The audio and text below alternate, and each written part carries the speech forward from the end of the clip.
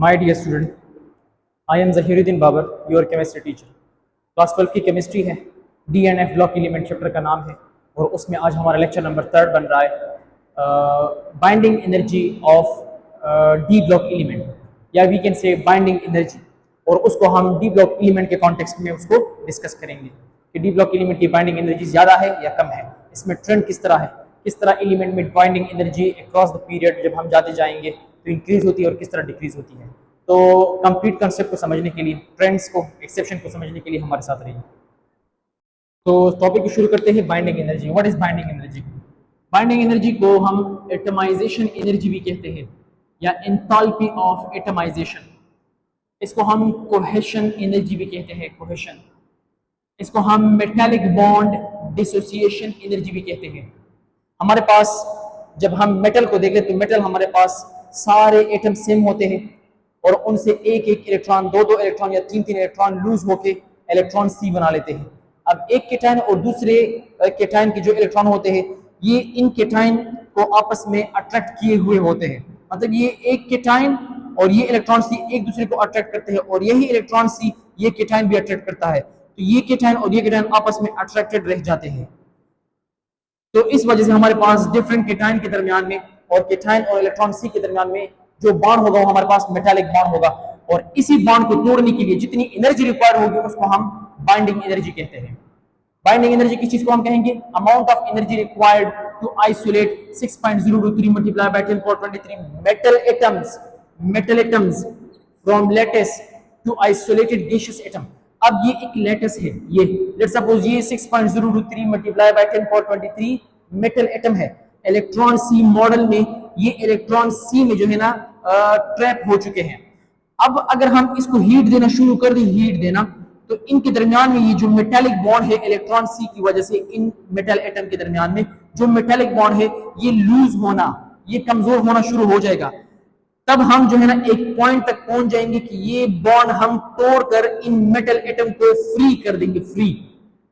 तो जब हम उतनी एनर्जी प्रोवाइड कर दे इन बॉन्ड को कि ये बॉन्ड हम तोड़ दे और ये एटम हम 1 मोल ले ले, 1 मोल, तो 1 मोल के लिए जब एटम हो 1 मोल के दरमियान में जो बॉन्ड बना हुआ हो, इनको हम जितनी एनर्जी देंगे ताकि उनको मेटालिक लेटेस से सॉलिड फॉर्म में, गैसियस फॉर्म में कन्वर्ट कर ले, इसको जितनी एनर्जी रिक्वायर्ड होगी उसको हम बाइंडिंग एनर्जी कहते हैं। मतलब ये कि जब एटम एक दूसरे को बाइंड किए हुए होते हैं तो इनके दरमियान में बाइंडिंग एनर्जी होती है, जिसको हम मेटालिक बॉन्ड एनर्जी भी कहते हैं या metallic dissociation, bond dissociation energy भी कहते हैं। ये एक किस्म की मेटालिक बॉन्ड है।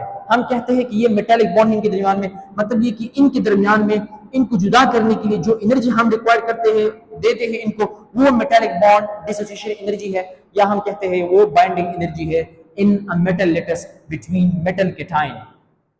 अब इसको हम जब सॉलिड फॉर्म में होता है जो एनर्जी देते हैं उसको हम एनर्जी या एंथैल्पी ऑफ एटमाइजेशन कहते हैं ताकि वो गैसियस या आइसोलेटेड अलग अलग एटम में कन्वर्ट हो जाए। तो इसको हम एंथैल्पी ऑफ एटमाइजेशन भी कहते हैं, कोहेशन एनर्जी भी कहते हैं हम इसको, या हम इसको बाइंडिंग एनर्जी भी कहते हैं। जितनी एनर्जी इनको रिक्वायर्ड होगी इनको अलग करने के लिए उसको बाइंडिंग एनर्जी कहते हैं, जिसकी वजह से ये एटम आपस में पकड़े हुए होते हैं। अच्छा, बाइंडिंग एनर्जी हमारे पास तब ज्यादा होगी जब हमारे पास स्ट्रेंथ ऑफ मेटालिक बॉन्ड ज्यादा होगा। जितनी हमारे पास मेटालिक बॉन्ड स्ट्रांग होगी, यहाँ पे इलेक्ट्रॉन सी में स्ट्रांग मेटालिक बॉन्ड होगा, तो इन दो एटम को जुदा करना जितनी एनर्जी रिक्वायर करेगा वो बाइंडिंग एनर्जी होगी तो वो हाई रिक्वायर्ड होगी। Binding energy, hardness of metal, mechanical strength, जितना हम देख रहे कि किसी चीज का मैकेनिकल स्ट्रेंथ ज्यादा है तो इसका मतलब ये होगा कि उसकी हमारे पास बाइंडिंग एनर्जी ज्यादा है। मतलब एक सख्त मेटल है और दूसरा सॉफ्ट मेटल है। अगर हम अल्कली मेटल को देखें तो वो सॉफ्ट मेटल है, वो इस वजह से उनकी बाइंडिंग एनर्जी कम है। लेकिन जो ट्रांजिशन मेटल है इनकी जो हमारे पास हार्डनेस है वो बहुत हाई है, इनकी मैकेनिकल स्ट्रेंथ हाई है, तो इसका मतलब ये है कि इनकी बाइंडिंग एनर्जी भी ज्यादा है। अगर बाइंडिंग एनर्जी ज्यादा है तो वहां पे हमारे पास एलिमेंट की मेल्टिंग पॉइंट और बॉइलिंग पॉइंट भी हाई होगी। मतलब ये कि हम बहुत हाई हीट देंगे कि इन एटम को हम जुदा कर ले, क्योंकि इनकी बॉन्डिंग एनर्जी, ये बाइंडिंग एनर्जी बहुत हाई है। इस वजह से binding energy is directly proportional to melting and boiling point. Factor की तरफ अगर हम देख लें तो किन फैक्टर पे बाइंडिंग एनर्जी ज्यादा होती है या कम होती है? तो बाइंडिंग एनर्जी ज्यादा होगी जब हमारे पास number of unpaired electron of d orbital ये बॉन्डिंग में हिस्सा लेंगे जब बॉन्डिंग में हिस्सा लेंगे तो ये डीलोकलाइज इलेक्ट्रॉन कहलाएंगे।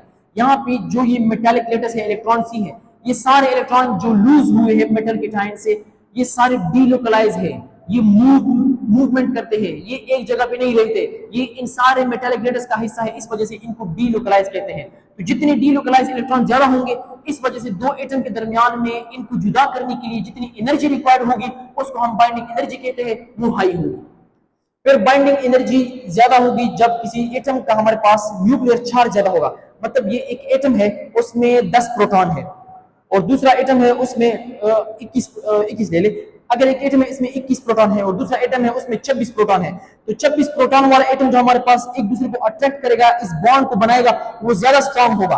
तो ज्यादा न्यूक्लियर चार्ज 26 प्रोटॉन वाले एटम का होगा, इस वजह से हमारे पास ये सारा जो मेटालिक लेटस होगा, इनमें एटम बहुत सख्ती से जो है ना एक दूसरे को पकड़े हुए होंगे और इनको जुदा करना high bond binding energy require करेगा, बनिस्बत उनकी जिनके हमारे पास न्यूक्लियर चार्ज कमजोर होता है, वो एक दूसरे को सख्ती से नहीं पकड़ते। Binding energy is inversely proportional to size of atoms. Binding energy जो है ये हमारे पास इनवर्सली प्रोपोर्शनल है एटम के साइज के साथ। अगर एक एटम स्मॉल है, न्यूक्लियर चार्ज उस पर ज्यादा है, तो एटम दूसरे एटम को, इलेक्ट्रॉनिक क्लाउड को सख्ती से पकड़ेंगे, इनको जुदा करना हाई बाइंडिंग एनर्जी रिक्वायर करेगा। लेकिन अगर एक एटम की साइज बड़ी है तो उसका न्यूक्लियर चार्ज अपने साइज पे कमजोर होगा, तो एक एटम दूसरे एटम को कमजोरी से पकड़ेगा, तो बाइंडिंग एनर्जी बहुत कम होगी, बहुत आसानी से हम दूसरे एटम को जुदा कर सकते हैं आपस में। तो ये हमारे पास फैक्टर है जिसकी वजह से बाइंडिंग एनर्जी कम और ज्यादा होती है। मैथमेटिकली अगर हम इनको यहां पे लिखना चाहे तो binding energy is directly proportional to effective nuclear charge and number of delocalised electron. ये ZeFF जो है ये इफेक्टिव न्यूक्लियर चार्ज है, ये Ne जो है हमारे पास नंबर ऑफ डीलोकलाइज्ड इलेक्ट्रॉन है, नंबर ऑफ डीलोकलाइज्ड इलेक्ट्रॉन। और ये जो R है ये साइज ऑफ एटम है, जो मेटल एटम होते हैं इनका साइज है, तो इसके इनवर्सली प्रोपोर्शनल हो, इन दोनों की डायरेक्टली प्रोपोर्शनल। तो ये है हमारे पास बाइंडिंग एनर्जी का कांसेप्ट। अब आते हैं डी ब्लॉक एलिमेंट के बारे में पढ़ते हैं कि डी ब्लॉक एलिमेंट की जो हमारे पास बाइंडिंग एनर्जी है वो रिलेटिवली निस्बतन हाई क्यों है। जो डी ब्लॉक एलिमेंट है ये हमारे पास हार्ड एलिमेंट है, या हम कह सकते हैं हार्ड मेटल है, ये हमारे पास हार्ड मेटल है। इनकी हमारे पास हाई मेल्टिंग और बॉइलिंग पॉइंट है, इनके दरमियान में स्ट्रॉन्ग मेटालिक बॉन्ड होता है, और जो हमारे पास इनके दरमियान में ट्रेंड है वो एबनॉर्मल ट्रेंड है। तो ये खुसूसियात है डी ब्लॉक एलिमेंट की, जो कि बहुत ज्यादा जो है ना ये डिपेंडेंट है बाइंडिंग एनर्जी के, और बाइंडिंग एनर्जी बहुत ज्यादा डिपेंडेंट है electronic configuration of d block element के। तो अब यहाँ पे हम trend of d block element के बारे में पढ़ते हैं कि इनमें बाइंडिंग एनर्जी इंक्रीज होती है या डिक्रीज होती है across the series. Binding energy increases up to vanadium. Binding energy vanadium तक इंक्रीज होती है क्योंकि अनपेयर डीलोकलाइज्ड इलेक्ट्रॉन, मैं फिर से रिपीट कर रहा हूं, इलेक्ट्रॉन नहीं delocalised electron, unpaired delocalised electron, जो अनपेयर डीलोकलाइज्ड इलेक्ट्रॉन है वो वेनेडियम तक बढ़ेंगे, ज्यादा होंगे। Binding energy drops up to manganese, फिर क्रोमियम और मैंगनीज तक जो है ना बाइंडिंग एनर्जी कम हो जाएगी। मैंगनीज की सबसे हमारे पास लोवेस्ट बाइंडिंग एनर्जी है 3D सीरीज में, और फिर हमारे पास आयरन की ज्यादा, कोबाल्ट की उससे ज्यादा, और फिर निकल की उससे भी ज्यादा। तो मतलब ये यहाँ पे फिर हमारे पास इंक्रीज हो रहा है, हाई बाइंडिंग एनर्जी है, तो कभी कम तो कभी ज्यादा। इसका मतलब ये है कि हमारे पास जो ट्रेंड ऑफ बाइंडिंग एनर्जी है वो एबनॉर्मल है, या स्ट्रेट हमारे पास ट्रेंड नहीं है यहाँ पे। अच्छा, फिर अगर हम देख लें zinc has low binding energy, यहाँ पे हमारे पास एनर्जी ज्यादा हो रही है, फिर कॉपर की कम और जिंक की फिर उससे भी कम बाइंडिंग एनर्जी है, मतलब ये कि हमारे पास नॉर्मल ट्रेंड है। अगर हम देख लें स्कैंडियम की बाइंडिंग एनर्जी को, तो स्कैंडियम हमारे पास 2s और 1d से इलेक्ट्रॉन को यूज करके हमारे पास इलेक्ट्रॉन सी में कंट्रीब्यूट करता है, और उसी वजह से हमारे पास इनकी मेटालिक लेटेस्ट बनती है। तो जो हमारे पास बाइंडिंग एनर्जी होगी वो यहाँ पे जो डी ऑर्बिटल में इलेक्ट्रॉन है वो सिर्फ एक इलेक्ट्रॉन को इस्तेमाल कर रहा है। यहाँ पे इसके डी ऑर्बिटल में एक इलेक्ट्रॉन था, तो ये यहाँ पे एक इलेक्ट्रॉन को इस्तेमाल करके डी ऑर्बिटल को एम्प्टी कर देता है, जिसकी वजह से यहाँ पे हमारे पास इसकी जो हमारे पास बाइंडिंग एनर्जी है वो 326 है। टाइटेनियम +3 में, +3 का मतलब ये है कि दो हमारे पास S से और एक हमारे पास डी ब्लॉक से इलेक्ट्रॉन इस्तेमाल करता है, तो 3 डीलोकलाइज्ड इलेक्ट्रॉन हो गए, और यहाँ पे हमारे पास ये जो d ऑर्बिटल में इलेक्ट्रॉन है ये आसानी से अवेलेबल है, और आसानी से अवेलेबल होने की वजह से वहां पे स्ट्रॉन्ग जो है ना हमारे पास बॉन्ड बनाएगा मेटालिक लेटस में। तो आसानी से जितना अवेलेबल होगा इलेक्ट्रॉन, तो मेटालिक लेटस में हमारे पास ओवरलैपिंग बहुत आसानी से करेगा। तो जब ओवरलैपिंग आसानी से करेगा और स्ट्रांगली ओवरलैपिंग करेगा तो हमारे पास मेटालिक बॉन्ड स्ट्रांग बनेगा। तो इस वजह से इनको हाई एनर्जी रिक्वायर्ड होगी कि हम उसको जुदा कर ले। फिर वेनेडियम में हमारे पास अगर हम देख ले तो दो हमारे पास इस सबशेल से जो है ना इस्तेमाल हो रहे हैं, और एक हमारे पास डी ब्लॉक से इस्तेमाल हो रहा है, और यहाँ पे हमारे पास 3 इलेक्ट्रॉन सी में कंट्रीब्यूट हो रहे हैं, और यहाँ पे जो एनर्जी रिक्वायर्ड होगी वो बहुत हाई हो जाएगी।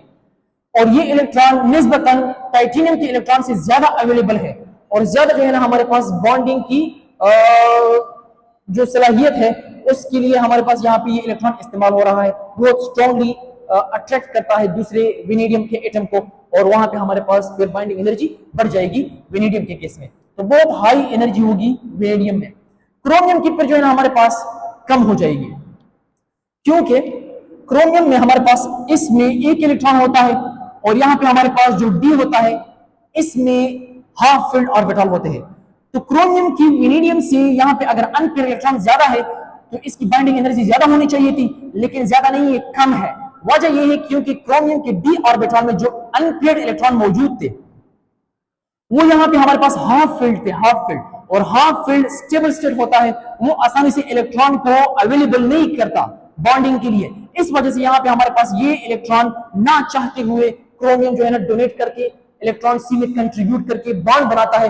तो इस वजह से हमारे पास यहाँ पे जो बॉन्ड बनेगा वो इतना स्ट्रांगली नहीं होगा जितना वेनेडियम बनाता है, लेकिन फिर भी हमारे पास इसकी जो एनर्जी होगी वो कुछ ना कुछ हाई होगी। बहरहाल वेनेडियम से इसकी जो बाइंडिंग एनर्जी होगी वो लो हो जाएगी। तो ये है इसका रीजन। जो डी है इसमें हमारे पास स्टेबल इलेक्ट्रॉनिक कॉन्फ़िगरेशन है, इस वजह से ये इलेक्ट्रॉन डिलोकलाइज नहीं होते आसानी से। फिर मैंगनीज में अगर हम देख ले तो इसकी जो हमारे पास एनर्जी है वो 281 है, जो कि बहुत लो है। फिर अगर हम Mn+2 को देख ले और Fe+3 को देख ले तो इसकी एनर्जी फिर हाई हो जाएगी, क्योंकि यहाँ पे हमारे पास जो इलेक्ट्रॉन है वो ज्यादा अवेलेबल हो जाएंगे इलेक्ट्रॉन सी में कंट्रीब्यूशन के लिए। फिर कोबाल्ट की उससे ज्यादा हो जाएगी, निकल की फिर उससे ज्यादा हो जाएगी। और फिर हमारे पास अगर हम देख ले तो यहाँ पे जो हमारे पास इलेक्ट्रॉन है वो ज्यादा अवेलेबल है इजीली, लेकिन कॉपर में फिर हमारे पास यहाँ पे 10 इलेक्ट्रॉन होते थे, 10 यहाँ पे 10 और यहाँ पे इसमें एक इलेक्ट्रॉन।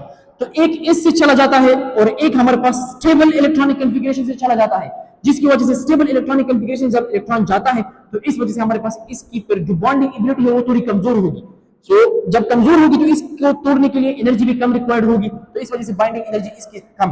अब अगर हम यहाँ पे देख लें तो इस जो है ना बहुत कम अवेलेबल करता है इलेक्ट्रॉन को, और डी बहुत कम इलेक्ट्रॉन अवेलेबल करता है। तो इलेक्ट्रॉन सी जब बनाएगा तो बहुत कमजोर इलेक्ट्रॉन सी होगा, क्योंकि ये भी फुलफिल है, ये भी फुलफिल है, ये दोनों नहीं चाहते कि स्ट्रॉन्ग मेटालिक बॉन्ड बना दे। इस वजह से हमारे पास यहाँ पे जो बाइंडिंग एनर्जी होगी वो स्ट्रॉन्ग मेटालिक बॉन्ड नहीं है, कमजोर है, इस वजह से कम एनर्जी रिक्वायर्ड होगी कि उसको हम क्या कर सके, तोड़ सके।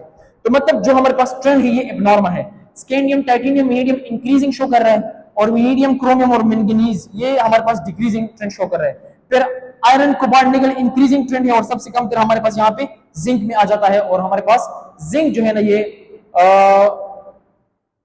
कम बाइंडिंग एनर्जी शो कर रहा है। अच्छा, यहाँ पे मैंने बताया है कि जो हमारे पास लोएस्ट बाइंडिंग एनर्जी है वो मैंगनीज की है।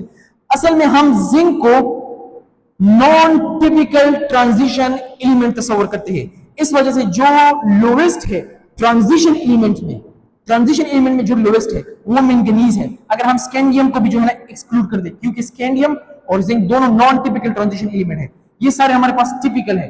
तो टिपिकल में सबसे लोएस्ट मैंगनीज की है। अदरवाइज अगर हम पूरे पीरियड में ले ले तो सबसे कम हमारे पास फिर जिंक की जो इलेक्ट्रॉनिक कॉन्फ़िगरेशन होगी, सॉरी बाइंडिंग एनर्जी होगी, वो सबसे कम होगी। अच्छा, तो यहाँ पे कुछ एबनॉर्मेलिटी थी वेनेडियम और क्रोमियम के दरमियान में। मतलब वेनेडियम के बाद क्रोमियम में बहुत सारे अनपेयर इलेक्ट्रॉन है, क्रोमियम की क्यों हाई नहीं है, वेनेडियम की क्यों हाई है बाइंडिंग एनर्जी। तो असल में जो डी ऑर्बिटल ऑफ क्रोमियम है ये मोर स्टेबल है, and electron are not easily available for bonding. और इलेक्ट्रॉन जो है ना ये इजीली अवेलेबल नहीं है बॉन्डिंग के लिए।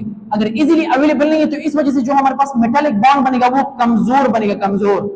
और कमजोर मेटालिक बॉन्ड को कम एनर्जी रिक्वायर्ड होती है कि उसको तोड़ सके, तो कम बाइंडिंग एनर्जी होगी क्रोमियम की वेनेडियम से, इस वजह से हमारे पास क्रोमियम की बाइंडिंग एनर्जी कम है। लेकिन जो वेनेडियम है, unpaired electron of d orbital easily available for bonding, जब इजीली अवेलेबल होंगे तो हमारे पास जो मेटालिक बॉन्ड होगा वो मजबूत होगा, तो जब मजबूत मेटालिक बॉन्ड होगा तो वहां पे हमारे पास बाइंडिंग एनर्जी भी ज्यादा रिक्वायर्ड होगी। मैंगनीज सबसे कम क्यों है? अगर हम देखें तो मैंगनीज की डी ऑर्बिटल में, डी ऑर्बिटल मैटर करता है, जो डी ब्लॉक एलिमेंट है इनकी बाइंडिंग एनर्जी में। तो मैंगनीज हमारे पास जो डी ऑर्बिटल में इलेक्ट्रॉन है ये 5 है, और 5 इलेक्ट्रॉन हाफ फिल्ड है, और ये स्टेबल है। जब स्टेबल है तो हमारे पास ये आसानी से शेयर नहीं करते, जब शेयर नहीं करेंगे तो हमारे पास कमजोर बॉन्ड बनाएगा, कमजोर बॉन्ड को हमारे पास जो एनर्जी रिक्वायर्ड होगी वो बहुत कम रिक्वायर्ड होगी, इस वजह से मैंगनीज की बाइंडिंग एनर्जी कम है।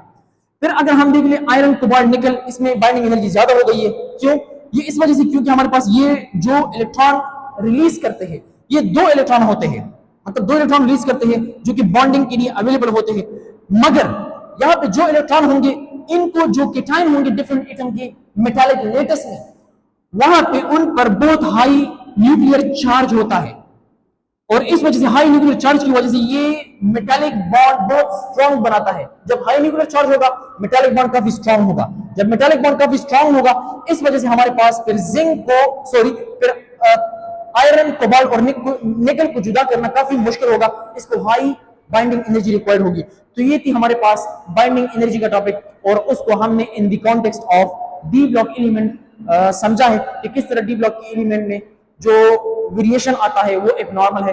डिफरेंट एलिमेंट की हमारे पास बाइंडिंग एनर्जी ज्यादा और डिफरेंट एलिमेंट की हमारे पास बाइंडिंग एनर्जी कम, उसकी हमने यहाँ पे कुछ रीजन दिए हैं।